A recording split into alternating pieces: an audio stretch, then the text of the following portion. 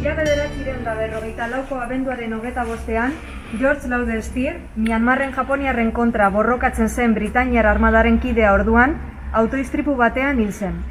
Kazetari arduratsu eta antifasista peto-petoa. Steerek Gernika Lumoko bombardaketaren berria mundu osoan zabaltzen lagundu zuen ahotsetako bat izan zen. 1927ko apirilaren 27an, The Times ingeles egunkariak bombardaketari buruzko bere artikulu famatua argitara eman zuen.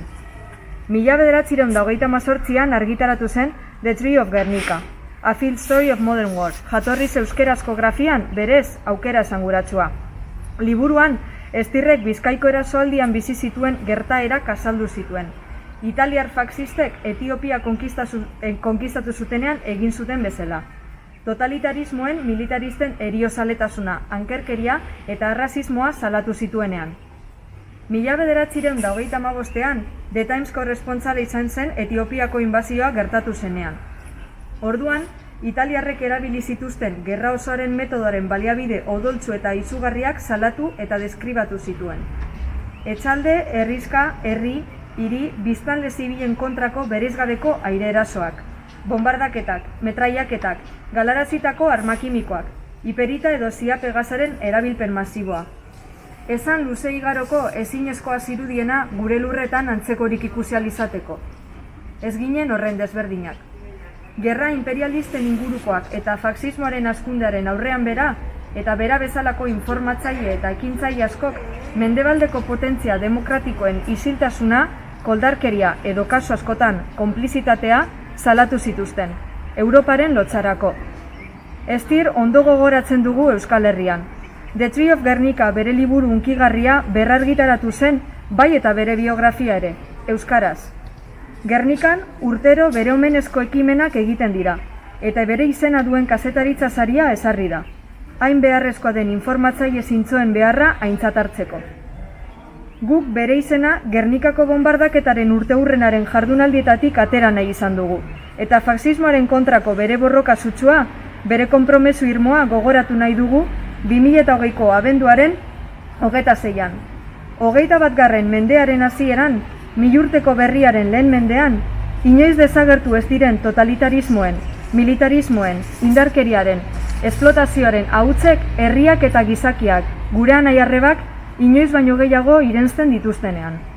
Europan lankidetzaren, elkartasunaren, ongizatearen ametsak lehortzen doazenean, eta inoiz ez erauzitako faxismoaren izurritea, gure begien aurrean edatzen ikusten dugunean, beldurrak, ezjakintasunak, norberekoikeriak, zikoizkeriak, koldarkeriak elikatuta. Gaur egun, 20. mendearen hasierako hamarkadetan bezala, Europa mutu eta idortua dirudi, eta gure mugak mutu eta itxu nahi dituzten hilobi erraldoiak bihurtzen ari direla ikusten dugu. Globalizazio kapitalistaren mundua, multinazionalen eta interes lobien harrapaketarako mai joko basatia baino ez da. Jokalari mota asko ditu jokorrek, baina galtzaileak gure aurrean ditugu. Milaka lagun, herri osoak, baztertuak, kanporatuak. Historikoki beti batera eman izan diren herrien zapalkuntza, esplotazio soziala eta baliabideen arpilaketa munduan orokortu egin dira.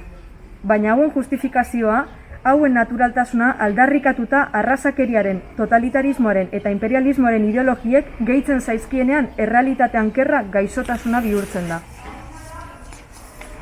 Mendebaldeko Sahara, Euskal Herria, Rif, Korsika, Yemen, Palestina, Amazonia, Bolivia, Venezuela, Galizia, Tibet, Uigurrak, Roginak, Maputxeak, Katalunia.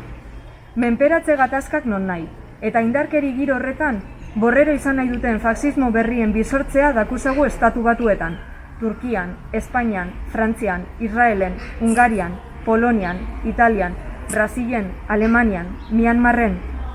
Ez da aro lasaia oraingoa, inoiz horrelakorik egon bada. Baina ezin dugu amore eman, ezin ditugu printzipio askatzaileak alboratu. Horregatik oroitu nahi izan dugu Steer 2021 urteetako Gabon urte berriko sasoi honetan. Bere ahots borrokalariaren oihartzuna gurera ekartzeko eta COVID-19 gaixotasuna baino arriskutsuagoa den fasismoaren pandemia salatzeko. Gernikatik mundura. Ezkara horren desberdinak. 1954tik 2020ra, George Steer borroka darrai. La lucha continua.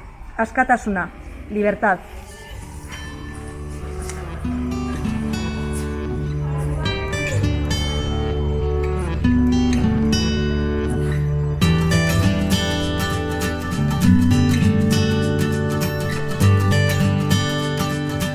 arte.